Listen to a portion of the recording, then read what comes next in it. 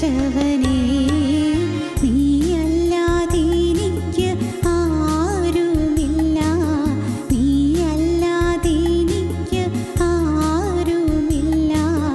ആത്മസഖാവം യേശുനാഥ. ഞങ്ങളും ക്രൂശിക്കപ്പെട്ട ക്രിസ്തുവിനെ പ്രസംഗിക്കുന്നു. ദൈവ തിരുനാമത്തിന് മഹത്വം ഉണ്ടാകട്ടെ. മരണാനന്തരാവസ്ഥ എന്നുള്ളതാണ് നമ്മുടെ ചിന്താവിഷയം. മരിച്ചതിന് ശേഷം എന്ത്? മനുഷ്യൻ മരിച്ചാൽ വീണ്ടും ജീവിക്കുമോ? മനുഷ്യൻ മരണശേഷം അവൻ എവിടെ? മരണാനന്തരാവസ്ഥ. പ്രിയപ്പെട്ടവരെ, അങ്ങനെയൊന്നുണ്ടോ? മരിച്ചതിന് ശേഷം ഒരു ജീവിതമുണ്ടോ? ഞാനൊരു സംഭവ കഥ കേട്ടു, വായിച്ചു. ഒരു മനുഷ്യൻ രോഗിയായി കിടക്കുകയാണ്. വളരെ അവശ നിലയിലായി. പെട്ടെന്നാണ് രോഗം വന്നത്. രോഗം അങ്ങ് വർദ്ധിച്ചു. ഹോസ്പിറ്റലിൽ കൊണ്ടുപോകാൻ സാധിക്കാത്ത സ്ഥിതിയിലായി. ഡോക്ടറെ ഒന്ന് വിളിച്ചു. നല്ലൊരു ഡോക്ടർ. അദ്ദേഹത്തെ വിളിച്ചു. അദ്ദേഹം വീട്ടിൽ വന്നു. അദ്ദേഹത്തിൻ്റെ സ്വന്തം കാറിൽ അദ്ദേഹം വീട്ടിലെത്തി. രോഗിയുടെ മുറിയിലേക്ക് കടന്നു. ഡോക്ടർ വാതിലങ്ങ് ചാരി, വാതിലങ്ങ് അടച്ചു. എന്നിട്ട് ഡോക്ടർ ഈ രോഗിയോട് സംസാരിക്കാൻ തുടങ്ങി. എന്തൊക്കെയാണ് രോഗവിവരങ്ങൾ എല്ലാം ഓരോന്നോരോന്ന് ചോദിച്ചു. രോഗിക്ക് പറയുന്നതിന് വിഷമമില്ല. അപ്പോൾ രോഗി ചോദിച്ചു, ഡോക്ടറെ, എനിക്ക് ആശയ്ക്ക് വകയില്ലെന്ന് തോന്നുന്നു, മരിക്കുമെന്ന് തോന്നുന്നു. ഡോക്ടറോട് ഞാൻ ഇത് രക്ഷപ്പെടുമോ എന്ന് ചോദിക്കുന്നില്ല. എനിക്കൊരു കാര്യം അറിയണമെന്നുണ്ടായിരുന്നു. ഞാൻ മരിച്ചു കഴിഞ്ഞാൽ പിന്നെ എൻ്റെ ആത്മാവ് എവിടെ പോകും? ഡോക്ടർ ഒന്ന് പറഞ്ഞു തരാമോ? ഡോക്ടർ ഒന്ന് അമ്പരുന്നു. കാരണം ഡോക്ടർക്ക് അറിഞ്ഞുകൂടാ. ഡോക്ടർക്ക് ചികിത്സിക്കാൻ അറിയാം, പക്ഷേ മരിച്ചതിന് ശേഷം ഈ ആത്മാവ് എവിടെ പോകുന്നു അത് പറഞ്ഞു കൊടുക്കാൻ അറിയാൻ പാടില്ല. ഡോക്ടർ ആലോചിച്ചു, എന്ത് പറയും? പക്ഷേ ഡോക്ടർ ദൈവഭക്തനായിരുന്നു. ദൈവഭക്തനാണെന്നുള്ളത് കൊണ്ട് ഇതൊക്കെ പറയാൻ അറിയണമെന്നില്ലല്ലോ. ദൈവഭക്തനായിരുന്നു, ദൈവവിശ്വാസമുള്ളൊരു ഡോക്ടറായിരുന്നു. അദ്ദേഹം ഒന്ന് ആലോചിച്ചു, എന്താണ് പറഞ്ഞു കൊടുക്കേണ്ടത്? എന്ത് പറഞ്ഞാൽ അദ്ദേഹത്തിന് മനസ്സിലാകും? ഒന്നും എനിക്ക് കാര്യമായിട്ട് പറയാനായിട്ട് അറിയാനും പാടില്ല. എന്തെങ്കിലും പറഞ്ഞു കൊടുക്കാൻ എനിക്ക് അറിയാനും പാടില്ല. എന്താ ചെയ്യുക? ആലോചിച്ചു. അപ്പോൾ വാതിക്കൽ എന്തോ ഇങ്ങനെ മുട്ടുന്നത് പോലെയോ തട്ടുന്നത് പോലെയോ മാന്തുന്നത് പോലെയോ ഒക്കെ ശബ്ദം. ഡോക്ടർ മനസ്സിലായി, അത് ഡോക്ടറുടെ പട്ടിയാണ്. ഡോക്ടർ പോന്നപ്പോൾ ഈ ഓമനിച്ച് വളർത്തുന്ന പട്ടി കാറിൽ ചാടി കയറി. സാധാരണ ഡോക്ടർ പോകുമ്പോൾ കാറിൽ പട്ടിയും പോരാറുണ്ട്. ഡോക്ടർ ഇറങ്ങിയപ്പോൾ പട്ടി പുറത്തിറങ്ങി. പക്ഷേ ഡോക്ടർ മുറിയിലേക്ക് കടന്നപ്പോൾ ഡോക്ടർ വാതിലടച്ചു, പട്ടി പുറത്തായി. അപ്പോൾ കുറേ നേരമായിട്ട് ഡോക്ടറെ കാണുന്നില്ല, ഉടമസ്ഥനെ കാണുന്നില്ല. ഉടമസ്ഥനെ കാണാതായപ്പോൾ പട്ടി വാതിൽക്കൽ ഇങ്ങനെ മാന്തുക. അപ്പോൾ ഉടൻ ഡോക്ടർക്ക് ഒരു കാര്യം പെട്ടെന്ന് മനസ്സിലേക്ക് വന്നു, ഒരു ചിന്ത വന്നു. ഡോക്ടർ പറഞ്ഞു, നിങ്ങളൊരു ശബ്ദം കേട്ടോ? രോഗിയോട് ചോദിച്ചു, നിങ്ങൾ ശബ്ദം കേട്ടോ? ഉവ്വ കേട്ടു. എന്താണെന്ന് മനസ്സിലായോ? മനസ്സിലായില്ല. എന്തോ മാന്തും പോലെയോ എന്തോ മുട്ടുന്ന പോലെയൊക്കെ ശബ്ദം. അതെൻ്റെ നായയാണ്. എൻ്റെ നായ അവിടെ മുട്ടിക്കൊണ്ടിരിക്കുക. അവനറിയാം ഞാനിവിടെ ഉണ്ടെന്ന്. അവൻ്റെ ഉടമസ്ഥന് ഇതിനകത്തുണ്ടെന്നറിയാം. ഇതിനകത്ത് എന്തൊക്കെയുണ്ടെന്നും അവനറിയാൻ പാടില്ല. നായ്ക്ക് അറിഞ്ഞുകൂടാ ഇതിനകത്ത് മേശയുണ്ടോ, ഇതിനകത്ത് രോഗിയുണ്ടോ, അല്ലെങ്കിൽ ഇതിനകത്ത് കസേരയുണ്ടോ, ഇതിനകത്ത് മരുന്ന് ഒഴിച്ചു കൊടുക്കാനുള്ള ഗ്ലാസ് ഉണ്ടോ. ഇതൊന്നും അവനറിഞ്ഞുകൂടാ, നായ്ക്ക് അറിഞ്ഞുകൂടാ. പക്ഷേ നായ്ക്ക് ഒരു കാര്യം അറിയാം, അവൻ്റെ ഉടമസ്ഥൻ ഇതിനകത്തുണ്ട് എന്നറിയാം, അവൻ്റെ യജമാൻ ഇതിനകത്തുണ്ട് എന്നറിയാം. ഡോക്ടർ പറഞ്ഞു, രോഗിയോട് പറഞ്ഞു, എനിക്ക് ഒന്ന് പറഞ്ഞു തരാം, ഒരു കാര്യം പറഞ്ഞു തരാം. നിങ്ങൾക്ക് ഒരു ഉറപ്പുണ്ടായാൽ മതി. നിങ്ങൾ കടന്നു ചെല്ലുന്നത് യജമാൻ ഉള്ളിടത്തേക്കാണെന്ന്, ഉടമസ്ഥൻ ഉള്ളിടത്തേക്കാണെന്ന്. ആ ഉറപ്പ് നിങ്ങൾ പ്രാപിക്കണം. ക്രിസ്തു ഉള്ളിടത്തേക്കാണ് നിങ്ങൾ പോകുന്നത് എന്നുള്ള ഉറപ്പ് നിങ്ങൾ പ്രാപിക്കണം. ആ ഉറപ്പ് ഇവിടെ വെച്ച് നിങ്ങൾ പ്രാപിക്കണം, ഇപ്പോൾ തന്നെ പ്രാപിക്കണം. ക്രിസ്തുവിൻ്റെ അരികിലേക്കാണ് പോകുന്നതെന്ന് ഡോക്ടർ പറഞ്ഞു. ഞാൻ എൻ്റെ ജീവിതം ക്രിസ്തുവിന് കൊടുത്തതാണ്. വേദപുസ്തകത്തിൽ വലിയ ജ്ഞാനമൊന്നുമില്ല, പക്ഷേ എനിക്കറിയാം ഞാൻ കടന്നു പോയാൽ ഞാൻ ക്രിസ്തുവിൻ്റെ അരികത്ത് എത്തുമെന്ന്. എനിക്ക് ആ ഉറപ്പുണ്ട്. നിങ്ങൾക്ക് ആ ഉറപ്പുണ്ടോ? ഉടനെ ഞാൻ മനുഷ്യൻ പറഞ്ഞു, ഡോക്ടർ, എനിക്ക് അങ്ങനെ ഒരു ഉറപ്പൊന്നും കിട്ടിയിട്ടില്ല. എനിക്ക് ആ കാര്യങ്ങളെക്കുറിച്ചുള്ള ഗ്രാഹ്യം കിട്ടാനുള്ള അവസരം ഉണ്ടായിട്ടില്ല. ആരും പറഞ്ഞു തരാനും ഉണ്ടായിരുന്നില്ല. ഡോക്ടർ പറഞ്ഞു, എനിക്ക് കൂടുതലൊന്നും പറഞ്ഞു തരാൻ അറിയാൻ പാടില്ല, പക്ഷേ എനിക്കൊരു കാര്യം അറിയാം. നിങ്ങളൊരു കാര്യം ഉള്ളിൽ നിങ്ങൾ ചിന്തിക്കണം, ഞാനൊരു പാപിയാണ്. ഞാനൊരു പാപിയാണ്. ഈ പാപത്തിൽ നിന്ന് രക്ഷപ്പെടാൻ ഞാൻ നോക്കിയാൽ ഞാൻ രക്ഷപ്പെടുകയില്ല. പക്ഷേ എന്നെ രക്ഷപ്പെടുത്താൻ കഴിവുള്ള ഒരാളുണ്ട്, അത് കർത്താവായ യേശുക്രിസ്തുവാണ്. ആ യേശുക്രിസ്തുവിൽ വിശ്വസിച്ച് ആശ്രയിച്ചാൽ, ക്രിസ്തുവിനെ വിളിച്ചപേക്ഷിച്ചാൽ, ക്രിസ്തു എന്നെ പാപത്തിൽ നിന്ന് കരയേറ്റും, എന്നെ ക്രിസ്തുവിൻ്റെ രാജ്യത്തേക്ക് സ്വീകരിക്കും. അപ്പോൾ രണ്ട് കാര്യം നിങ്ങൾ വിശ്വസിച്ചാൽ മതി. ഒന്ന്, ഞാനൊരു പാപിയാണ്, ക്രിസ്തു എൻ്റെ പാപത്തിൻ്റെ പരിഹാരത്തിന് വേണ്ടി ക്രൂശിൽ മരിച്ചു. ഇത്രയും നിങ്ങൾ വിശ്വസിച്ച് പിന്നെ നിങ്ങളുടെ ഹൃദയത്തിൽ നിങ്ങൾ പറയണം, യേശുവേ, എനിക്ക് ആയുസ്സുള്ള കാലം ഞാനൊരു പുതിയ മനുഷ്യനായി ജീവിക്കും. ഇത്രയും നിങ്ങൾക്ക് സാധിക്കുമോ? എന്നാൽ നിങ്ങൾക്ക് ദൈവരാജ്യത്തിലെത്താം, ക്രിസ്തു ഉള്ളിടത്ത് എത്താം, ഉടമസ്ഥനുള്ളിടത്ത് നിങ്ങൾക്ക് എത്താം. പ്രിയപ്പെട്ടവരെ, ആ സംഭവം ഞാൻ വായിച്ചത് ചില കാര്യങ്ങൾ മനസ്സിലേക്ക്, ഓർമ്മയിലേക്ക് തെറുത്തുയർന്നു വരുന്നതിന് കാരണമായി തീർന്നു. എന്താണത്? നിങ്ങൾക്ക് മനസ്സിലായി കാണാം. നമ്മുടെ ജീവിതത്തിൽ ആ ഉറപ്പ് പ്രാപിക്കണം. ക്രിസ്തു ഉള്ളിടത്ത് എനിക്ക് ചെല്ലണം. അവിടെ സ്വർഗം എങ്ങനെയിരിക്കും, സ്വർഗത്തിൽ എന്തെല്ലാം ഉണ്ടായിരിക്കും അറിഞ്ഞുകൂടാ. പക്ഷേ അവിടെ എൻ്റെ യേശു ഉണ്ട്, എനിക്ക് വേണ്ടി ജീവൻ ത്യജിച്ച എൻ്റെ രക്ഷകൻ അവിടെ ഉണ്ട്. ഈ ഉറപ്പ് നമുക്കുണ്ടായിരിക്കണം. ഞാൻ കടന്നു ചെല്ലുന്നത് എൻ്റെ യേശുവിൻ്റെ സന്നിധിയിലേക്കാണ്. കർത്താവേ, നിൻ്റെ വിശുദ്ധന്മാർ അങ്ങോട്ട് കടന്നുപോയി. കർത്താവേ, വാങ്ങിപ്പോയ വിശുദ്ധന്മാർ അവിടെ ആ ശാശ്വത രാജ്യത്ത് വിശ്രമത്തിൽ കഴിയുന്നു. കർത്താവേ, ഞാനും ഒരു ദിവസം അവിടെ വരും. ഞാനും ഇന്ന് എൻ്റെ ഹൃദയത്തിൽ നീ വസിക്കുന്നത് കൊണ്ട് അവിടെ വരുമെന്നുള്ള ആ ഉറപ്പോടുകൂടി ഞാൻ കഴിയുന്നു എന്നുള്ള ആ ഒരു പ്രാഗൽഭ്യവും നിർണയവും നമ്മുടെ ഹൃദയത്തിൽ എപ്പോഴും ഉണ്ടായിരിക്കേണ്ടതാണ്.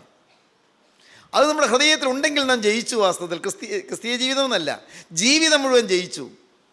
ക്രിസ്തീയ ജീവിതം അത് ഇതിലേക്ക് നയിക്കാൻ നമ്മെ സഹായിക്കും. എങ്ങനെ? യേശുക്രിസ്തുവിനെ കൈക്കൊള്ളുന്നതാണ് ക്രിസ്തീയ ജീവിതം. അതാണ് ഞാൻ കഴിഞ്ഞ ദിവസം പറഞ്ഞത്. മതം മാറുന്നതല്ല ക്രിസ്തീയ ജീവിതം, സഭ മാറുന്നതല്ല ക്രിസ്തീയ ജീവിതം, സമുദായം മാറുന്നതല്ല ക്രിസ്തീയ ജീവിതം. Christianity is the religion of the heart. അത് ഹൃദയത്തിൻ്റെ മതമാണ്. It is the religion of the heart. അത് ഹൃദയത്തിൻ്റെ മതമാണ്. ഹൃദയത്തിലാണ് മാറ്റം. ഹൃദയത്തിൽ ഈ അദൃശ്യ പുരുഷൻ വന്ന് വസിക്കുകയാണ്. ഹൃദയത്തിൽ ഈ അത്ഭുത പുരുഷൻ വന്ന് വസിക്കുകയാണ്. ഇത് ഓരോരുത്തരും ഗ്രഹിക്കുമ്പോഴാണ് അവിടെ ചെല്ലുന്നതിന് എനിക്ക് എന്താണ് തടസ്സം? ഞാൻ ഈ നിത്യ ശോഭന തീരത്തെത്തുന്നതിന് തടസ്സം എന്താണ്? എൻ്റെ പാപങ്ങൾ. അതാണ് പരിശുദ്ധന്മാരായ പിതാക്കന്മാർ പണ്ടുകാലത്ത് പാടിയതും എഴുതിയതും. കർത്താവേ, ഞാൻ ഇന്ന് രാത്രി കടന്നുപോയാൽ ഞാൻ നിത്യതയിൽ നിൻ്റെ പരിശുദ്ധന്മാർ വസിക്കുന്ന, നീയും നിൻ്റെ പരിശുദ്ധന്മാരും വാഴുന്ന നിത്യ സ്വർഗീയ തീരത്ത് എത്തുന്നതിന് തടസ്സമായി എൻ്റെ ജീവിതത്തിൽ പാപങ്ങളുണ്ടല്ലോ, ഞാൻ അവയോർത്ത് പേടിക്കുന്നു. പിതാക്കന്മാരങ്ങനെ പാടി. ഞാൻ ഭയന്നു പോകുന്നു, ഞാൻ പരിഭ്രമിച്ചു പോകുന്നു. വിശുദ്ധന്മാർക്ക് വേണ്ടി നീ ഒരുക്കിയിരിക്കുന്നതായ ദൈവരാജ്യത്തിൽ എത്തുവാൻ തടസ്സമായി എൻ്റെ പാപങ്ങൾ മതിൽക്കെട്ട് പോലെ തടസ്സമായി നിൽക്കുന്നു, വേലി പോലെ തടഞ്ഞു നിൽക്കുന്നു. അയ്യോ, എനിക്ക് ഭയം വരുന്നു, ഞാൻ എൻ്റെ പാപങ്ങളിതാ ഏറ്റുപറയുന്നു എന്ന് പിതാക്കന്മാർ പാടി. ഞാൻ അഞ്ചുന്നൻ പാവത്താൽ ശുദ്ധ കേകും മോദപ്പൂങ്കാവിൽ വേലിക്കൊത്തന്നെ നാഥ എൻ പാവം രോധിക്കല്ലേ, രക്ഷിച്ചെന്നെ നരകത്തി നേകുക വാസം തിരുഹിതമാം സ്ഥാനേ. ഞാൻ അഞ്ചുന്നു, ഞാൻ പേടിച്ചു പോകുന്നു. പ്രിയപ്പെട്ടവരെ, നിങ്ങൾക്കറിയാമല്ലോ ഈ പാട്ട്, ഈ ഗീതം, മനോഹരമായ ഗീതം, അർത്ഥവത്തായ ഗീതം. എന്താണ് എൻ്റെ ആശയം? ഞാൻ ഭയന്നു പോകുന്നല്ലോ. ഉറങ്ങാൻ കിടക്കുന്നതിന് മുൻപ് സൂത്താറ നമസ്കാരത്തിൽ പിതാക്കന്മാർ പാടുകയാണ്, പ്രാർത്ഥിക്കുകയാണ്. അയ്യോ, എനിക്ക് പേടിയാകുന്നു, ഈ രാത്രി ഉറക്കത്തിൽ ഞാൻ മരിച്ചു പോകുമോ? ഈ രാത്രി ഉറക്കത്തിൽ ഞാൻ കടന്നുപോയാൽ എൻ്റെ പാപം വേലി പോലെ തടുത്തു നിൽക്കുന്നു. എനിക്ക് വിശുദ്ധന്മാർക്ക് വേണ്ടി നീ ഒരുക്കിയിരിക്കുന്ന ഉദ്യാനത്തിലേക്ക്, സ്വർഗീയ പ്രതീസായിലേക്ക് കടന്നു വരാൻ പറ്റാത്ത വിധത്തിൽ എൻ്റെ പാപങ്ങൾ വേലി പോലെ തടുക്കുന്നല്ലോ. നമസ്കാരത്തിൽ പറയും, വേലിക്കൊപ്പം നേർക്കുന്നൻ കടമോർത്തുണ്ട് ഭയം നാഥ. വേലിക്കൊപ്പം നേർക്കുന്നൻ കടമോർത്തുണ്ട് ഭയം നാഥ. എൻ്റെ കടങ്ങൾ വേലി പോലെ തടുത്തു നിൽക്കുന്നു. ഞാൻ അഞ്ചുന്നൻ പാപത്താൽ ശുദ്ധ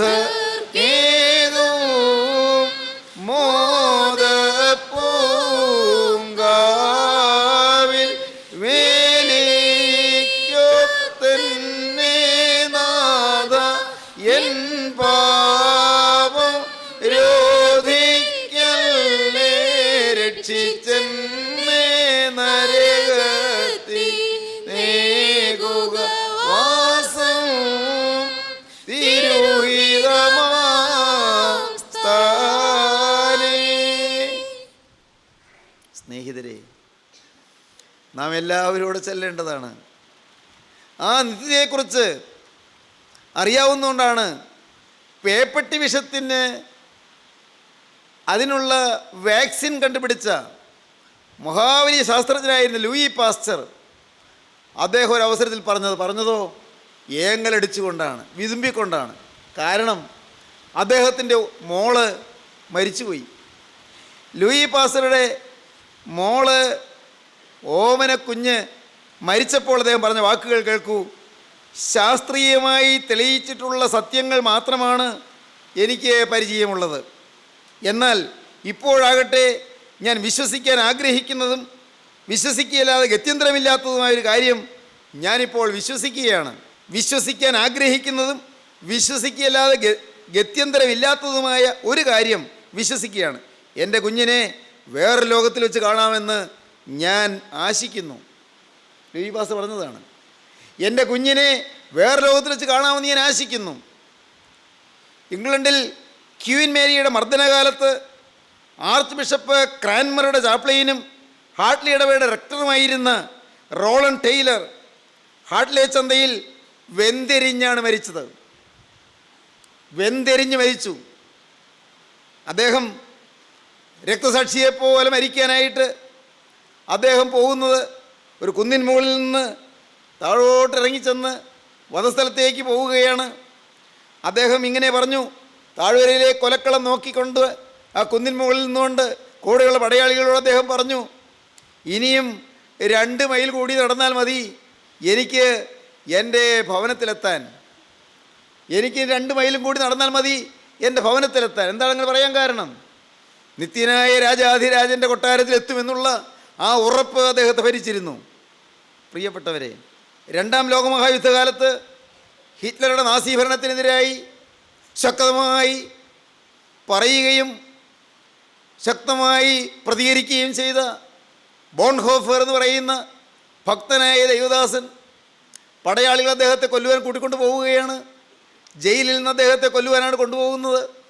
ബോൺഹോഫർ അദ്ദേഹം ജയിലിൽ നിന്ന് പടയാളികളുടെ കൂടെ വധിക്കാനുള്ള സ്ഥലത്തേക്ക് നടന്നു നീങ്ങുമ്പോൾ അദ്ദേഹം പറയുകയാണ്, നിങ്ങളുടെ കാഴ്ചയിൽ ഇത് ഒരന്ത്യം, നിങ്ങളുടെ കാഴ്ചയിൽ ഇത് ഒരന്ത്യം, എന്നാൽ എനിക്കാകട്ടെ ഇതൊരു മഹത്തായ ആരംഭം മാത്രമാണ്. നിങ്ങളുടെ കാഴ്ചയിൽ ഇതൊരു അന്ത്യമാണ്, എനിക്കോ മഹത്തായ ഒരു ആരംഭം, നിത്യതയിലേക്കുള്ള ആരംഭം, നിത്യസ്വർഗീയ സമാധാന തീരത്തേക്ക് എത്താനുള്ള ആരംഭം. ദൈവത്തിന് സ്തോത്രം.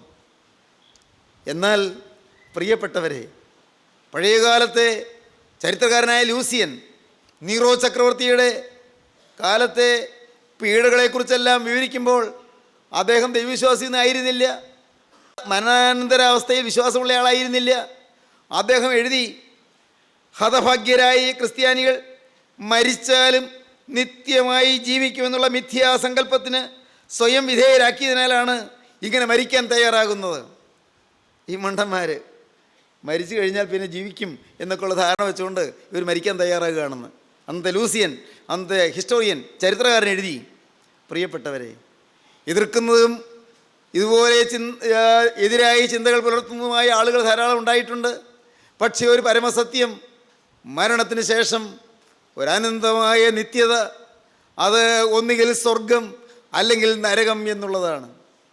ഒന്നുകിൽ സ്വർഗം അല്ലെങ്കിൽ നരകം. ദൈവത്തിന് സ്തോത്രം.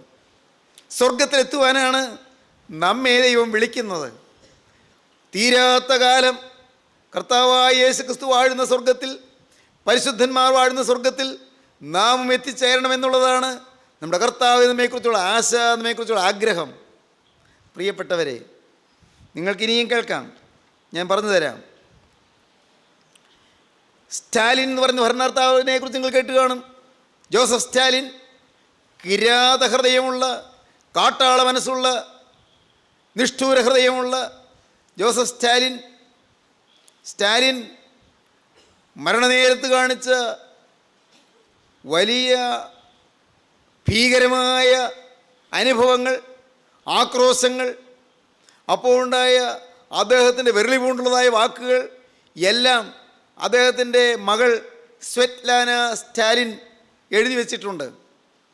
സ്വെറ്റ്ലാന സ്റ്റാലിൻ അതെഴുതിയ ആ ഗ്രന്ഥത്തിൻ്റെ പേര് 20 letters to a friend എന്നാണ്. 20 letters to a friend, ഒരു സുഹൃത്തിനുള്ള 20 എഴുത്തുകളെന്ന്. അതിൽ ഇങ്ങനെ പറയുകയാണ്, my father died A difficult and terrible death.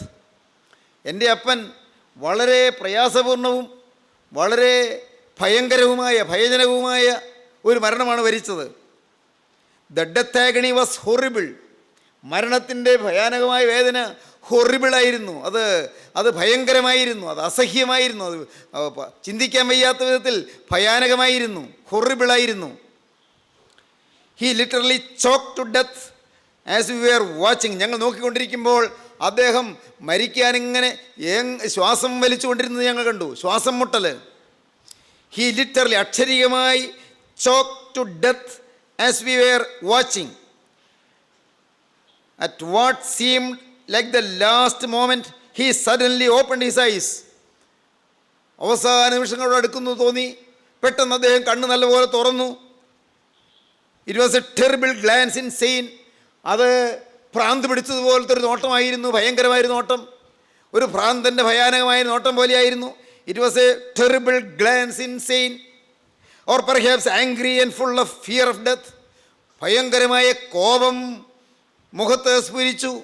മാത്രമല്ല, ഭയാനകമായ വലിയ കോപം മാത്രമല്ല, നിറഞ്ഞ മരണഭയവും ആ മുഖത്ത് നിഴലിട്ടു. Then he suddenly lifted his left hand as though he was pointing to something above. എന്തോ മുകളിലേക്ക് ഇങ്ങനെ ചൂണ്ടിക്കാണിക്കുന്നത് പോലെ അദ്ദേഹം ഇടം കൈ അങ്ങ് ഉയർത്തി. Then he threw his hands down some words, bringing down a curse on us all. കൈ താഴോട്ട് എറിഞ്ഞിട്ട് അദ്ദേഹം ഞങ്ങളുടെ നേരെ ശപിച്ചുകൊണ്ടെന്തോ പറഞ്ഞു.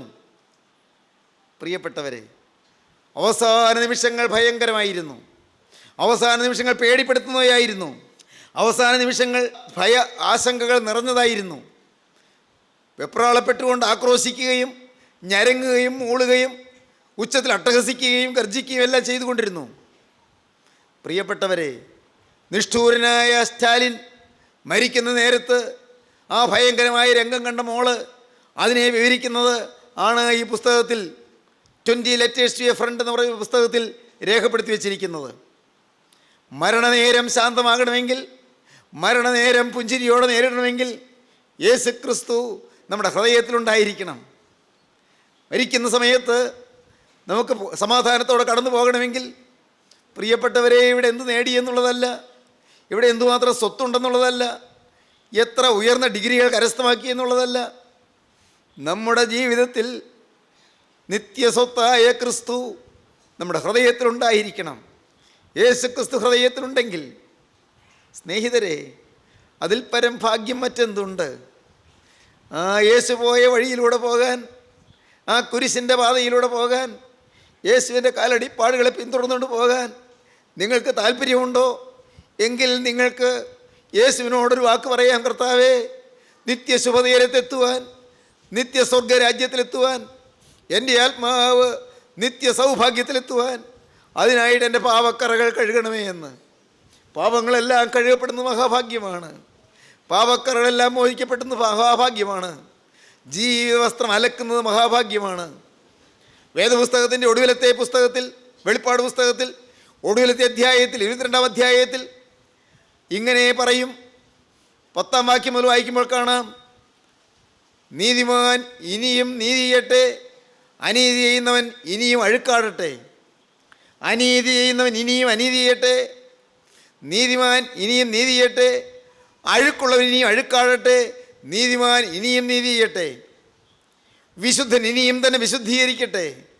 ഇതാ ഞാൻ വേഗം വരുന്നു, ഓരോരുത്തനും അവനവൻ്റെ പ്രവൃത്തിക്ക് തക്കവണ്ണം കൊടുപ്പാൻ പ്രതിഫലം എൻ്റെ പക്കലുണ്ട്. ഞാൻ അൽഫയും ഓമേഗയും, ഒന്നാമൻ ഒടുക്കത്തവനും ആദിയും അന്തവുമാകുന്നു. ജീവൻ്റെ വൃക്ഷത്തിൽ തങ്ങൾക്ക് അധികാരം ഉണ്ടാകേണ്ടതിനും ഗോപുരങ്ങളിൽ കൂടി നഗരത്തിൽ കടക്കേണ്ടതിനും തങ്ങളുടെ വസ്ത്രം അലക്കുന്നവർ ഭാഗ്യവാന്മാർ. ദൈവത്തിന് സ്തോത്രം. ജീവൻ്റെ വൃക്ഷത്തിൽ തങ്ങൾക്ക് അധികാരം ഉണ്ടാകേണ്ടതിനും ഗോപുരങ്ങളിൽ കൂടി നഗരത്തിൽ കടക്കേണ്ടതിനും തങ്ങളുടെ വസ്ത്രം അലക്കുന്നവർ ഭാഗ്യവാന്മാർ. നായ്ക്കളും ക്ഷുദ്രക്കാരും ദുർനടപ്പുകാരും കൊലപാതകന്മാരും ബിംബാരാധികളും ഭോഷ്കിൽ പ്രിയപ്പെടുകയും അതിനെ പ്രവർത്തിക്കുകയും ചെയ്യുന്ന ഏവനും പുറത്തു തന്നെ. ചിലർ പുറത്ത്, ചിലർ അകത്ത്. അകത്ത് കിടക്കണമെങ്കിൽ വസ്ത്രം അലക്കിക്കൊള്ളണം. എന്താണ് ഈ വസ്ത്രം അലക്കുക? അതിനെക്കുറിച്ച് അടുത്ത പ്രാവശ്യം നോക്കുമ്പോൾ ചിന്തിക്കാം. വസ്ത്രം അലക്കുന്നത് എങ്ങനെ? ജീവൻ്റെ വൃക്ഷത്തിൽ അധികാരം കിട്ടുക എന്ന് പറഞ്ഞാൽ എന്താണ് അതിൻ്റെ അർത്ഥം? ജീവൻ്റെ വൃക്ഷത്തിൽ തങ്ങൾക്ക് അധികാരം ഉണ്ടാകേണ്ടതിനും ഗോപുരങ്ങളിൽ കൂടി നഗരത്തിൽ കടക്കേണ്ടതിനും സ്വർഗീയ ഊർസ്ലേം നഗരത്തിൽ കടക്കേണ്ടതിനും തങ്ങളുടെ വസ്ത്രം അലക്കുന്നവർ ഭാഗ്യവാന്മാർ. നായ്ക്കളും ക്ഷുദ്രക്കാരും ദുർനടപ്പുകാരും കൊലപാതകന്മാരും ബിംബാരാധികളും ഭോഷ്കിൽ പ്രിയപ്പെടുകയും അതിനെ പ്രവർത്തിക്കുകയും ചെയ്യുന്ന ഏവനും പുറത്തു തന്നെ. സ്നേഹിതരെ, പാപത്തിൽ കഴിയുന്നവരെല്ലാം പുറത്തു നിന്ന് കരയേണ്ടി വരും. അപ്പോഴാണ് അറിയുന്നത്, അയ്യോ ഞാൻ എത്തിയില്ലല്ലോ, എത്തേണ്ടടുത്ത് എത്തിയില്ലല്ലോ എന്ന്. ഒരിക്കലും തിരുത്താനാവാത്ത നഷ്ടം വരുന്നതിന് മുൻപ് ഇന്ന് ഈ വാക്കുകളെ കേൾക്കുമ്പോൾ എൻ്റെ ബഹുമാന്യ സ്നേഹിതരെ, ഞാൻ നിങ്ങളോട് വളരെ വിനീതമായി യാചിക്കുന്നു. നിങ്ങളുടെ ഓരോരുത്തരുടെയും ഹൃദയവാതിക്കൽ ഒന്ന് മുട്ടുന്ന ക്രിസ്തുവിനെ നിങ്ങളുടെ ഹൃദയത്തിലേക്ക് നിങ്ങൾ കൈക്കൊള്ളുവീൻ. ക്രിസ്തുവിനായി നിങ്ങളുടെ ഉള്ളിൽ നിങ്ങൾ തുറക്കുവീൻ. ക്രിസ്തുവിനോട് നിങ്ങൾ വാക്ക് പറയുവീൻ. നാഥാ, ഇന്ന് വരെ ഞാൻ നരകാവകാശിയായി ജീവിച്ചു, ഇന്ന് വരെ പാപത്തിൻ്റെ അടിമയായി ജീവിച്ചു, ഇന്ന് വരെ പാപത്തിൻ്റെ അധിപതിയായി പിശാചിൻ്റെ അടിമയായി ജീവിച്ചു. എൻ്റെ ദൈവമേ, ഇന്നു മുതൽ ഞാൻ ക്രിസ്തു ഉള്ളവനായി ജീവിപ്പാൻ ഇതാ എന്നെ തന്നെ നിൻ്റെ പാദപീഠത്തിലേക്ക് സമർപ്പിക്കുന്നു. എൻ്റെ ഈ നിസ്സാര ജീവിതം, ഈ നിസ്സാരമായ ഭാവി ഉടയവനെ നിൻ്റെ തൃക്കൈകളിലേക്ക് ഞാനിതാ ഏൽപ്പിക്കുന്നു. നാഥാ, എൻ്റെ ദേഹവും ദേഹിയും ആത്മാവും സമ്പൂർണ്ണമായി നിൻ്റെ കരങ്ങളിലേക്ക് തരുന്നു. ഇന്നു മുതൽ ഞാൻ ഒരു പുതിയ സൃഷ്ടിയായിരിക്കും. ഇതുവരെ വന്നതോ യേശുവേ, നിൻ്റെ തിരുഹൃദയം തുറന്നൊഴിയ ചോരയാൽ തിരുരക്തത്താൽ എന്നെ കഴുകണമേ, എന്നെ കഴുകി വെടിപ്പാക്കണമേ. അതിനൊന്നും പ്രായശ്ചിത്തം ചെയ്യാൻ എൻ്റെ കയ്യിൽ വകയില്ല നാഥാ, എനിക്ക് അതിനുള്ള കഴിവില്ല, ഒന്നും മാർഗമില്ല. അരുതാത്തതെല്ലാം വന്നുപോയി. ഉടയവനെ എനിക്ക് മാപ്പ് തരണമേ. ഇന്നു മുതൽ ഒരു പുതിയ സൃഷ്ടിയായി, ഇന്നു മുതൽ യേശു വസിക്കുന്നൊരു പുതിയ മനുഷ്യനായി ഞാൻ ജീവിക്കാൻ എന്നെ തന്നെ നിൻ്റെ കരങ്ങളിലേക്ക് തരുന്നു. ആരെല്ലാം ഇപ്പോൾ ഏൽപ്പിച്ചു കൊടുക്കും? അങ്ങനെ ഹൃദയത്തിൽ തീരുമാനമെടുക്കുന്നവർ, ഹൃദയം ക്രിസ്തുവിന് കൊടുക്കുന്നവർ, നിങ്ങളുടെ ഹൃദയത്തിൽ ഇപ്പോൾ പറയുവീൻ, യേശുവേ ഞാനിതാ വരുന്നു, എന്നെ സ്വീകരിക്കണമേ. നിങ്ങളുടെ ഹൃദയത്തിൽ ഇപ്പോൾ യാചിപ്പീൻ, യേശുവേ എനിക്കിവിടെ ക്രൂസിൽ വെച്ച രക്ഷക, ഞാനിതാ വരുന്നു, എന്നെ സ്വീകരിക്കണമേ. നിങ്ങൾ ഇരിക്കുന്ന ഇരിപ്പിൽ നിങ്ങൾ ക്രിസ്തുവിനോട് പറയുവീൻ. കേൾക്കുന്നിടത്ത് നിന്നുകൊണ്ട് നിങ്ങൾ ക്രിസ്തുവിനോട് പറയുവീൻ, യേശുവേ ഞാനിതാ വരുന്നു, എന്നെ സ്വീകരിക്കണമേ. അങ്ങനെ ആരെല്ലാം ഹൃദയത്തിൽ പറഞ്ഞുവോ, ആരെല്ലാം പുതിയ തീരുമാനം എടുത്തുവോ, ഇന്നു മുതൽ പുതിയ സൃഷ്ടിയായി ജീവിക്കുമെന്ന് ആരെല്ലാം ദൈവത്തോട് വാക്ക് പറഞ്ഞുവോ, അവരുടെ കരങ്ങളെ നിങ്ങൾ ഉയർത്തുമോ? നിങ്ങളുടെ കരങ്ങളിൽ യേശു ഒന്ന് പിടിക്കട്ടെ. നിങ്ങളുടെ കരങ്ങളിൽ യേശു ഒന്ന് അനുഗ്രഹത്തിൻ്റെ കർമ്മ പകരട്ടെ. നിങ്ങളുടെ കരങ്ങളിൽ തിരുരക്തം പുരട്ടട്ടെ. യേശുവിൻ്റെ കരം നിങ്ങളെ അനുഗ്രഹിക്കട്ടെ. യേശുവിൻ്റെ കരം നിങ്ങളുടെ പാപബന്ധങ്ങൾ അഴിക്കട്ടെ. യേശുവിൻ്റെ കരം നിങ്ങളുടെ ശാപദോഷങ്ങൾ മാറ്റട്ടെ. യേശുവിൻ്റെ കരം നിങ്ങളുടെ മേലിൽ നിന്ന് സകല തിന്മകളും ദൂരീകരിക്കട്ടെ. സകല പൈശാചിക ബാധകളും യേശുവിൻ്റെ കരം മാറ്റട്ടെ. യേശുവിൻ്റെ കരം നിങ്ങളെ അനുഗ്രഹിക്കട്ടെ. യേശുവിൻ്റെ കരം നിങ്ങളെ വാഴ്ത്തട്ടെ. യേശുവിൻ്റെ ആണിപ്പാടുള്ള കാര്യം നിങ്ങളെ തഴുകട്ടെ, നിങ്ങളെ തലോടട്ടെ, നിങ്ങളുടെ കണ്ണുനീര് തുടയ്ക്കട്ടെ, നിങ്ങളുടെ കുടുംബത്തിലേക്ക് ശാന്തി അയക്കട്ടെ. Hallelujah, hallelujah, hallelujah, hallelujah. അനുഗ്രഹം പകരുന്നതിനായി സ്തോത്രം കർത്താവേ. കൃപയൊഴുകുന്നതിനായി സ്തോത്രം. ജീവന്റെ റൂഹ ഇടപെടുന്നതിനായി സ്തോത്രം. ഓരോരുത്തരെയും ശരീരത്തിലവിടുത്തെ കരം വെച്ചതിനായി സ്തോത്രം. ഓരോരുത്തരെയും കരുത്തിലവിടുന്ന് പിടിച്ച് എഴുന്നേൽപ്പിച്ചതിനായി സ്തോത്രം.